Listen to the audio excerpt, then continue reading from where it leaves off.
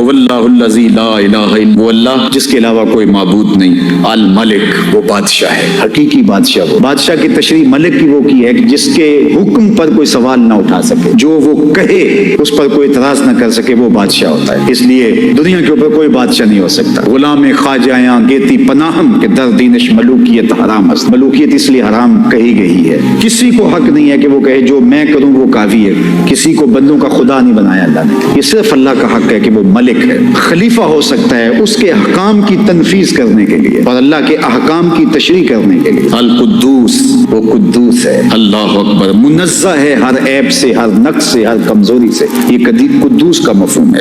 تنزیہ عن کل سوء، ہر برائی سے، ہر سوء سے، ہر امکانی چیز سے بھی کہ جس کے بارے میں نقص کہا جا سکے، اللہ اس سے پاک ہے۔ السلام اور وہ سلامتی والا ہے، سلامتی دیتا ہے، اللہ اکبر۔ المومن اور وہ امان والا ہے، امن دینے والا ہے۔ المہیمن وہ مہیمن ہے، اس مہیمن کا ترجمہ کیا گیا نگہبان، لیکن بعض مفسرین نے لکھا کہ مہیمن اللہ کے اسماء میں سے ایسا اسم ہے جس کا معنی اللہ کے علاوہ کوئی بھی نہیں جانتا، یہ اللہ کے اسماء میں سے خاص اسم مہیمن، نگہبان، لوگوں کو سنبھالے ہوئے۔ العزیز عزت والا، الجبار زبردست، المتکبر غرور اور تکبر بڑائی اسی کو زیبا ہے۔ ایک حدیث میں آتا ہے، حدیث قدسی فیما یروی عن ربہ، حدیث قدسی اس کو کہتے ہیں جو حضور اپنے رب سے روایت کرے، تو فرمایا اللہ کہتا ہے کہ الکبریاء ردائی، کبریائی میری چادر ہے، اللہ اکبر، جو مجھ سے میری چادر چھیننا چاہے گا میں اس کو ذلیل کر دوں گا۔ تو یہ اللہ کی شان ہے۔ سبحان اللہ عما یشرکون، پاک ہے اللہ ہر اس چیز سے جس کو اس کا شریک بناتے ہیں۔ کوئی اور آپشن لے لیں لوگ، اللہ کے علاوہ تو کوئی آپشن نہیں ہے، وہی الہ برحق ہے، لیکن کوئی اس کو نہیں مانتا، کسی نے مٹی کے مادو کو خدا سمجھ لیا، مان لیا، کسی نے پتھر کی مورتی کو خدا کہہ لیا، کسی نے درخت کو خدا مان لیا، کس نے جلتی آگ کو خدا کہا۔ خدا ماننے والوں نے تو کمال کر دی، یہ کیچوا جس سے آپ مچھلی پکڑتے ہیں کانٹے کے ساتھ لگائی جاتی، یہ بھی کسی مخلوق کا خدا رہا ہے، اس کو بھی لوگوں نے خدا مانا، سانپوں کو دیوتا اور خدا لوگوں نے تسلیم کی۔ تو یہ لوگوں کے آپشن ہیں جو انہوں نے از خود گھڑے، لیکن ذرا اس آیت کریمہ کو دیکھو کہ اللہ کون ہے؟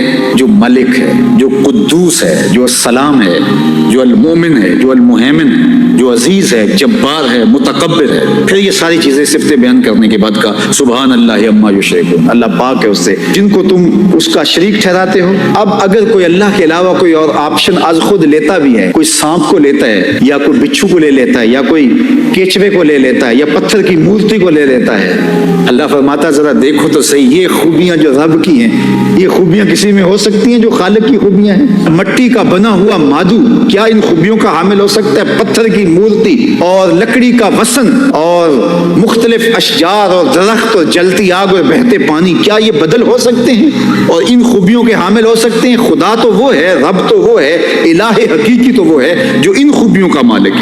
سبحان اللہ عما یشرکون، باقی ہے اللہ کی اس سے جو اس کا شریک بناتے ہیں۔ واللہ الخالق، اور اس کی شان یہ ہے کہ وہ خالق ہے۔ خالق وہ ہوتا ہے کہ جو چیزوں کو بنانے والا ہو اور ان کا اندازہ مقرر کرنے والا ہو۔ الباری، اور پھر ان کو ظہور پذیر کرنے والا ہو، ان کو جو ہے وہ منصہ شہود پلانے والا ہو، وہ باری ہے، پیدا کرنے والا۔